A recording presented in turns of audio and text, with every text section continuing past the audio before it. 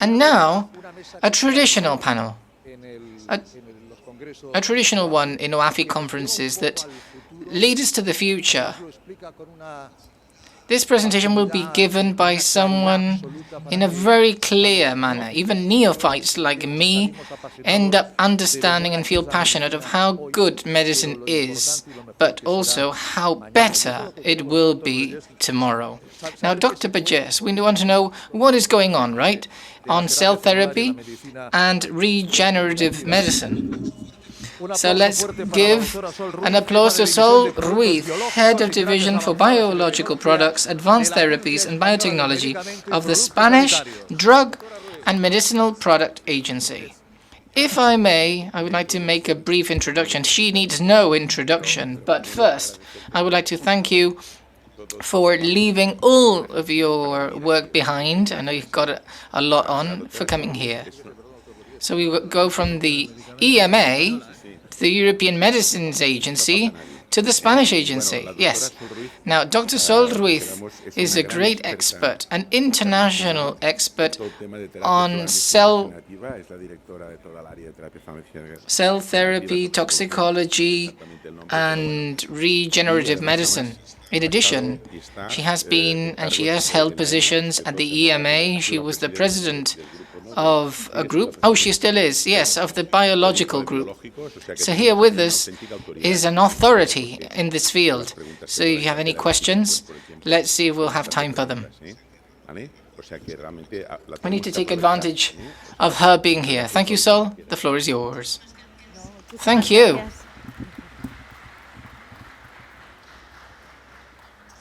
Thank you very much, Ricardo and Josep. It is a true pleasure to be here once again. It's a pleasure to see you once again, and it's a pleasure to come back here to Barcelona, although I'm always in a hurry when I do. I'm here to tell you a little bit about what is going on in regenerative medicine and cell therapy. What are the new developments we've seen over the last year? I will try to explain this as in a simple and fastest way possible. As we see here, in sports medicine, but not only in this field, also in conventional medicine, when there are problems, as you well know, osteoarticular problems, different types of interventions are required. In this case, some involved surgery, microfracture, transplantation of a bone, so on and so forth. But there are other interventions that we will be commenting on throughout the presentation. Some could be considered drugs. In some cases, 3D printed biomaterials, unless this would be combined with another drug or with cells, it would not be a drug. But the rest, such as the autologous chondrocyte transplantation, platelet-rich plasma injection, or the so-called extracellular vesicles and secretomes would be considered drugs. When we speak of regenerative medicine, we can refer to many different types or groups of drugs. Some are growth factors or advanced therapy drugs, or others that I will not mention. When we refer to growth factors, let us start with one first group, the one known as recombinant proteins. These are proteins that occur in cell cultures, cellular lines or cells that have been genetically modified to produce a certain type of protein. This protein is purified, packaged, and this becomes the drug. Some of them are being used in regenerative medicine, as we can see here. An example is inductos. The active ingredient is dibotermine alpha, and as you can see, it's a protein that promotes the formation of bone. It is used, as the name indicates,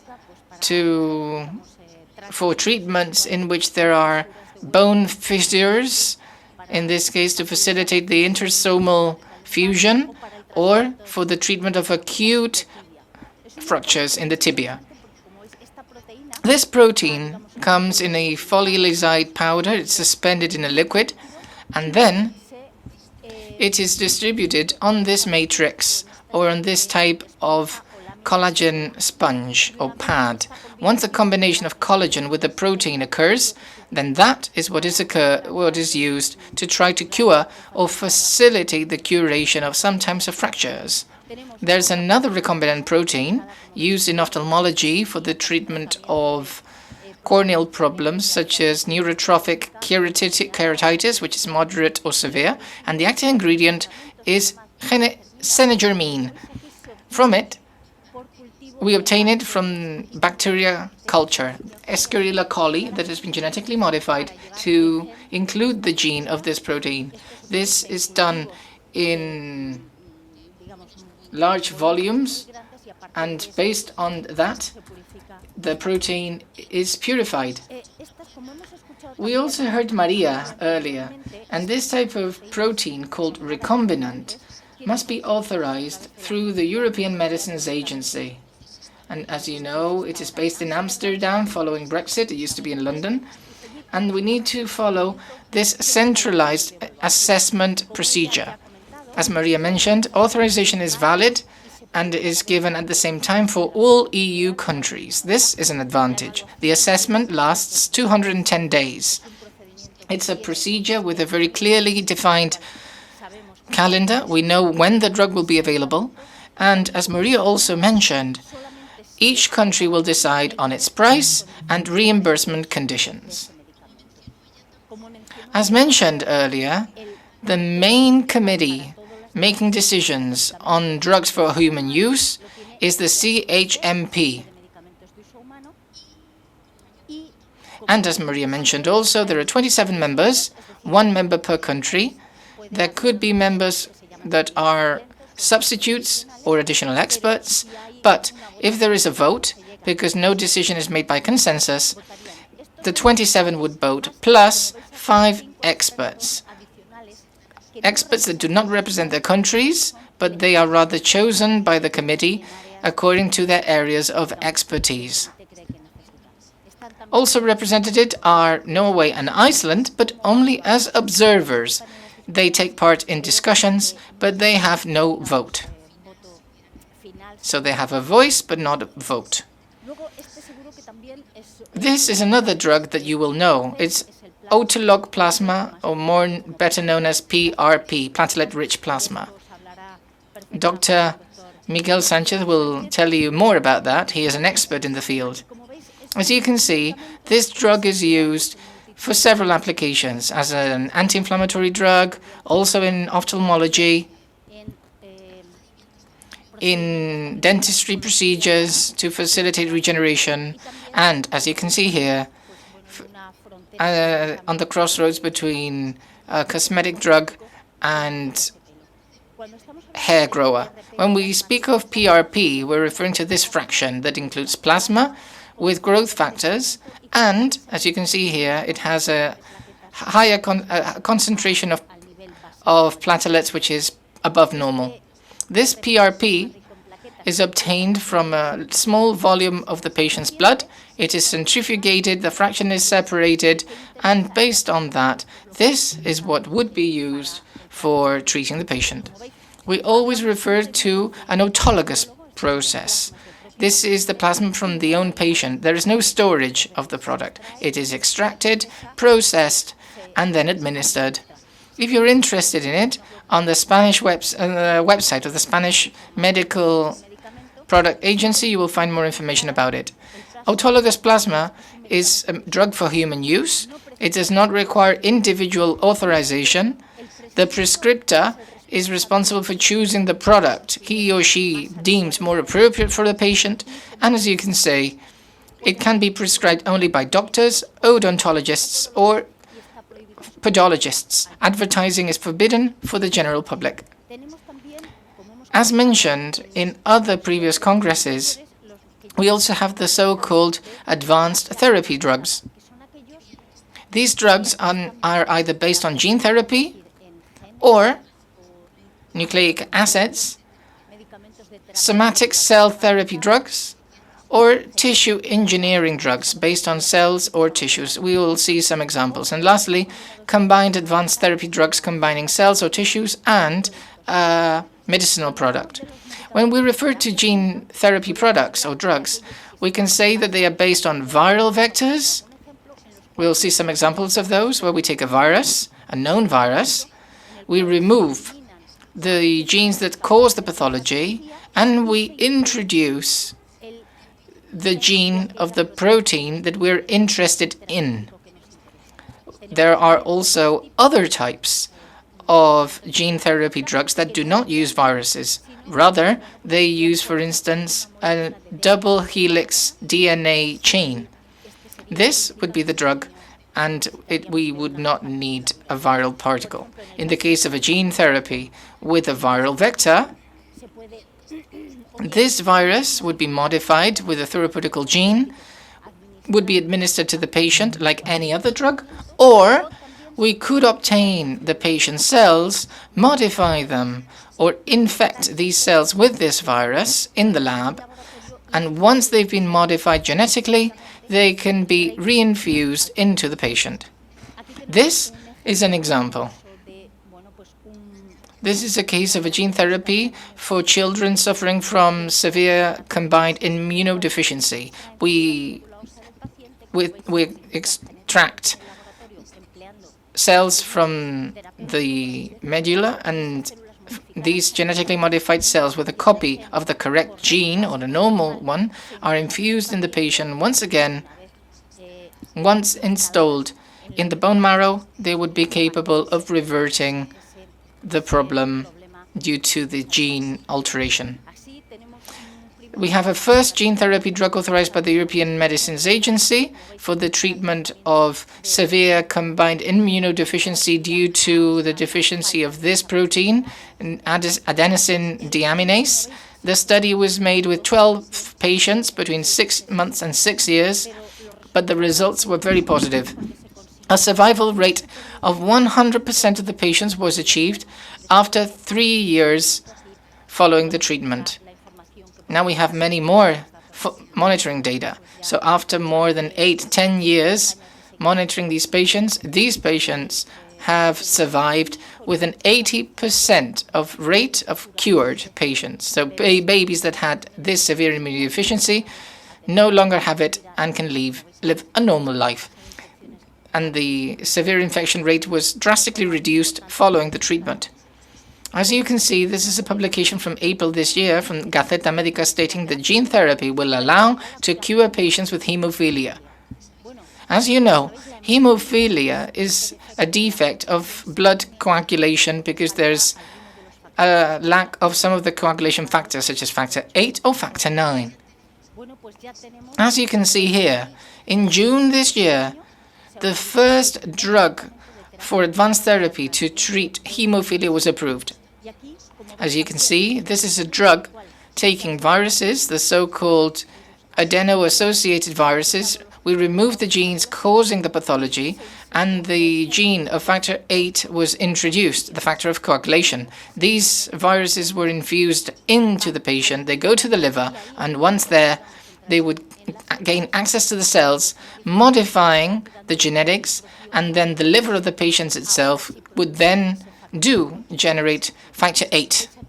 This study involved 134 patients, and at least over 2 years, these patients had factor 8 levels that allowed in 96% of the cases, or actually almost 98% of the cases, not to require coagulation factor. Hemophilic patients need infusions on a regular basis over their lives of coagulation factors, but in this case, for at least 2 years or more, the patients did not require this infusion. Their own liver was already producing coagulation factor. This is a very important change, in addition to reducing in up to 86% internal bleeding, which are a very important problem for these patients. This clinical essay was carried out with 134 patients. 96% of them did not require this prophylaxis with a coagulation factor. And what happens with these advanced therapies is that we are faced with a great challenge for healthcare systems, because the prices of these treatments are very high. It is true that the clinical development is expensive, but here we still don't have a price for Spain, I believe, because this is very recent. It is only from June, but it is said that this treatment could cost in the region of 2 or 3 million euros per patient. But we are talking about a cure, and the coagulation factors used by hemophilic patients also are very costly on a yearly basis.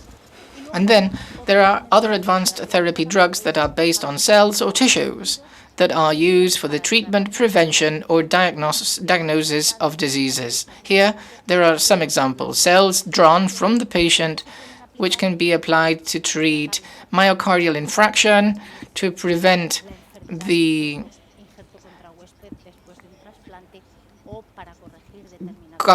graft against host disease or other disorders. This is another case we've commented on other occasions. One of the first drugs based on cell therapy that was successful, that was developed in Spain, was this. It is based on stem cells from healthy donors, not from patients, that are obtained from the fatty tissue of a healthy patient donor. The cells are purified, and then these are used to treat patients, in this case, to treat fistula, perianal fistula with patients with Crohn's disease. The treatment, in this case, consists in applying 30 million of cells in 6 milliliters to try to ensure that these fistulae that could not be scared with other treatment managed to do so. As you can see, the difference between the treatment group of Alofisel and the placebo group was rather different, favoring those receiving treatment with this cell therapy. Up to now, we have 23 advanced cell drugs authorized in the European Union for gene therapy and also for cell therapy. This is a great achievement. And now, to conclude with my presentation, I would like to talk to you about 2 drugs that were not authorized by the EMA yet. Legislation allows that if one fulfills certain characteristics, there can be a national authorization in each European Union country. And in Spain, we already have 2 drugs that have been developed by hospitals that are authorized in Spain. The first is NC1. This was developed by the Puerta de Hierro Hospital in Majadahonda, Madrid. And then there's ARI 0001 developed by the Clinic Hospital of Barcelona. As you can see, this drug, NC1, is based on mesenchymal cells that are adult. They are resuspended in the blood plasma of the patient itself, and it is used for the treatment of patients with a traumatic chronic bone marrow or spinal injury. There's a medical need not covered, and even if it were, with a small number of patients, it led to very promising results in some of them.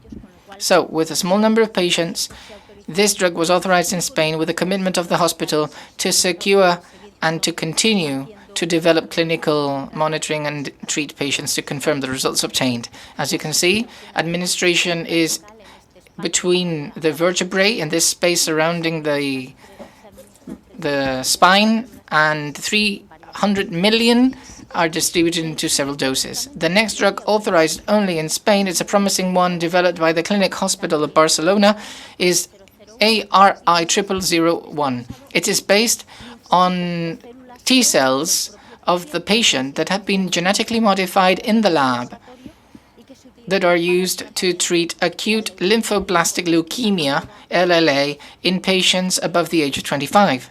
This drug is very important because not only has it been authorized in Spain, as you can see, although this is in English, these press releases seem to be only in English on the website of the European Medicines Agency, the EMA will start a pilot stage supporting researchers in academia, such as hospitals or other research groups, to try to make sure that they can fully develop this drug so that it can reach patients as fast and as efficiently as possible. This pilot study will be conducted with 5 products or advanced therapy drugs developed by the academia, the first one of which is ARI 0001. So it's a reason to feel proud as a country. This country, developed by the Clinic Hospital of Barcelona, will be taken by the EMA to pursue its development in the clinical stage. Having said that, I see hope in the future. As you can see, 23 drugs have been authorized, but there are many under development that will lead to treatments that will be very important and positive in a near future, we hope. Thank you very much.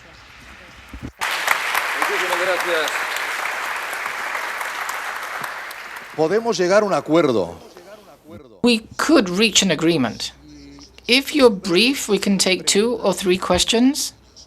For Dr. Sol Ruiz, we can open up the floor for some questions. In the meantime, Dr. Ruiz and Dr. Vergés, 2-3 million euros for each treatment, you said? Can that be paid? Well, that will be the challenge of healthcare systems. Precisely on this hemophilia gene therapy example, it would be relatively easy to calculate the price of the drug because we are saying that. I wouldn't dare to say, but I think there are 100,000 or 200,000 euros per patient per year. So one could draw a calculation. If a hemophilic patient can spend 2 years or more, because we don't know the duration, without needing coagulation factor, maybe it would compensate to opt for this other treatment. When it comes to other diseases, it would be more complicated, because maybe we cannot achieve a cure, but rather a reduction in symptoms. Maybe there's a slight improvement in quality of life. But if there is no alternative, we need to see whether these drugs will be the drug of choice. Some modified T cells developed by some companies are already in the region of 300,000 and 400,000 euros per treatment, and going up. Yeah. So the truth is that healthcare systems will find it hard. We're talking about the treatment of a patient that may be the whole budget of a hospital, and especially access, right? Triage, who could access, who could not, the screening. Now, Dr. Baquero, you have a question for Dr. Ruiz, have you? Yes, I do. Hi. Thank you so much for coming. It's a real pleasure to listen to you in such a clarifying presentation. Thank you. Allow me to ask you a question about what you mentioned at the very beginning of your presentation. In Spain, we have a big problem in gaining access to new treatments. On the one hand, there's the technical and scientific part, where the EMA and you are. The EMA took 102 days to approve a product, I think you said, and the AEMPS, the Spanish agency, would then ratify it. But then we need to negotiate the price. And then the average lag in Spain is over 1 year, not just 210 days, over 1 year on average exceeded. Can the Spanish Medicines Agency do something to ensure that access, which is incumbent on price negotiation, but this RevelMed process, is this something that the Spanish Medicines Agency can do to accelerate things? Accelerating things, probably not. But the contribution so far is being made from what is known as the theoretical positioning reports. And these are usually prepared whenever a new drug comes into a new therapeutic area. What the agency does is put that drug into the context of a disease and the existing treatments in such a way that it can be easier to assign a price or a value to that drug.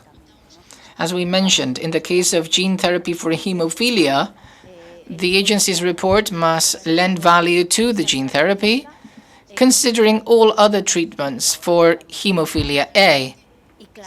And clearly, this drug provides a significant advantage to patients.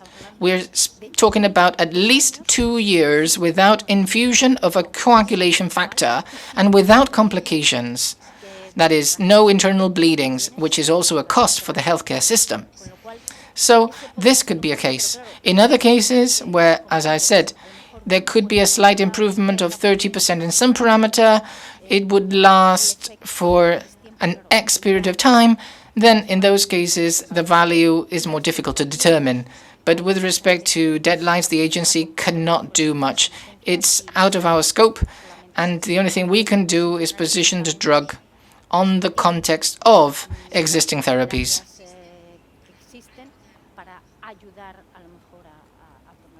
But that's all we can do.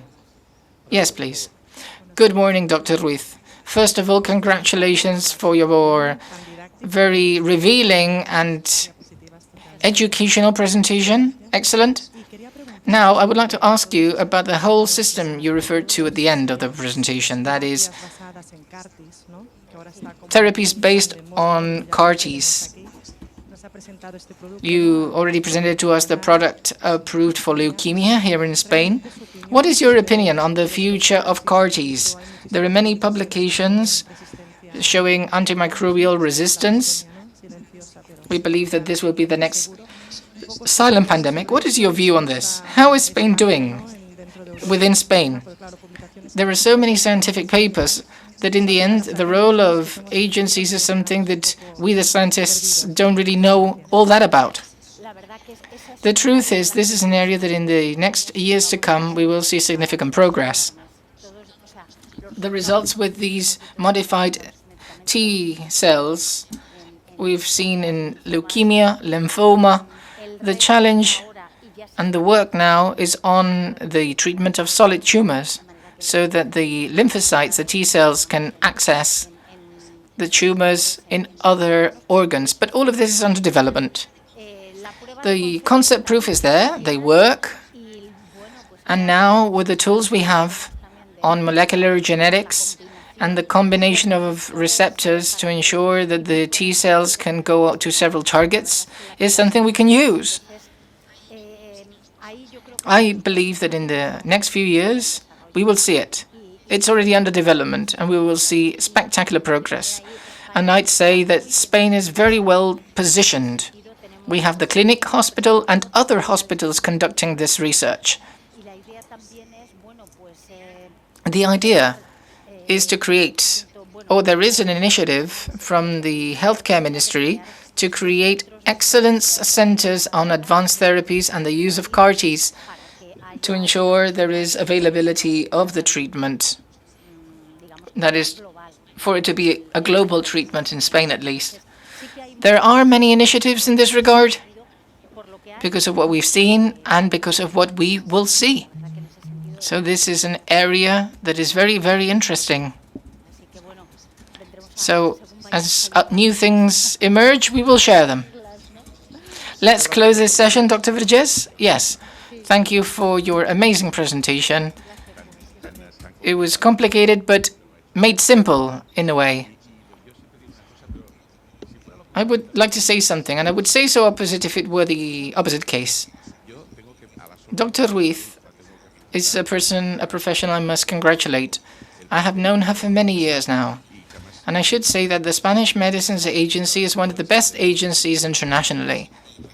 There are other areas of the ministry that could be improved. But the Spanish Medicines Agency is considered as one of the best in Europe. And let me say you one more thing. They've done an amazing job with COVID. I know that for sure. A great job with the great pandemic we had. I say so because we must say so. In this country, we criticize many things, and sometimes we don't refer to the good things that work. So please, convey to the team of the Spanish agencies, the Spanish Medicines Agency for their good work. Whenever we have a problem with our patients, whenever we receive a clinical essay proposal, you always have time for us. So congratulations for what you do. Thank you. Thank you, so. Thank you. My pleasure.